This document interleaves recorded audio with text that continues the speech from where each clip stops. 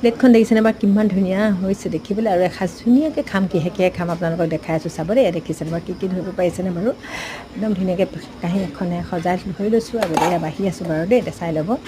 আৰু ইয়াত দেখিছেনে ভাত কিন্তু ডেক্সিত বনাইছোঁ, তথাপিতো কিমান ধুনীয়া ভাত হৈছে দেখিছেনে। মই কিন্তু বৰ একদম লদা ভাতটো বৰ বেয়া পাওঁ, কিন্তু ধুনীয়াকৈ ভাঙি ল'লে এনেকৈ ভাল পাওঁ আৰু ভাতটো দেখিছেনে। এয়া নৰসিংহৰ জোল আৰু মাছ মানে জালত লাগিছিলে, নৰসিংহ মাছে আলু ঘৰৰ ভেদাইলতা দি বনাইছোঁ। আৰু দেখিছেনে বাৰু খাম লাগিছেনে বাৰু আপোনালোকৰ বাৰু দেখিছেনে। এয়া মাছটো এয়া দিছোঁ এয়া, আৰু লগতে এতিয়া বনাইছোঁ আৰু কি চাই যাব দেই। খাম যেন লাগিছেনে চাওকচোন কাঁহীখন আৰু আপোনালোকৰ এইটো এটা জলকীয়া দিছোঁ।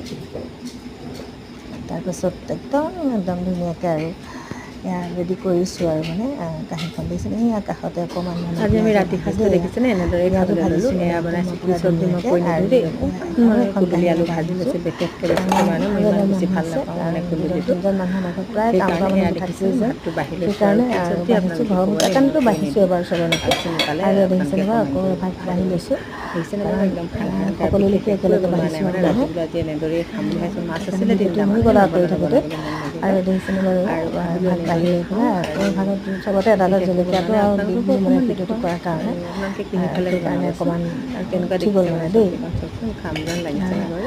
আৰম্ভ আৰু কৰিছোঁ, একদম ভাতটো ধুনীয়া একদম ভোট ধুনীয়াকৈ বাঢ়ি জলকীয়া কৰি লৈছোঁ লৈছোঁ, দেই, জলকীয়া একদম দিছোঁ, দালি ঘৰৰ একেবাৰে লাগিছে, একদম আপোনালোকৰ ঘৰত ধুনীয়াকৈ বনাইছোঁ। কেইটামান দালি আধা দিলোঁ আহিছোঁ আৰু মধুসোলেং দেউবাৰে শাক, ভোক নাই। আৰু কোনে ভাল পায় বাৰু চিনি পাই দেখিছেনে। দালি বনাইছোঁ মধুসোলেং দিলে, আৰু এইপিনে কাঁহী দেখিছে নহয় আপোনালোকে। পিঁয়াজ আলু ফ্ৰাই, এয়া মাছৰ একদম নৰসিংহৰ জোল দুভাগমান বহাৰ পাছত, আৰু এনেকৈ আজি একদম দুপৰীয়া সাজটো মজাছে খাবলৈ লৈছোঁ আৰু দেই। আপোনালোকে কেনেকুৱা পাই জনাবচোন কমেণ্ট কৰি।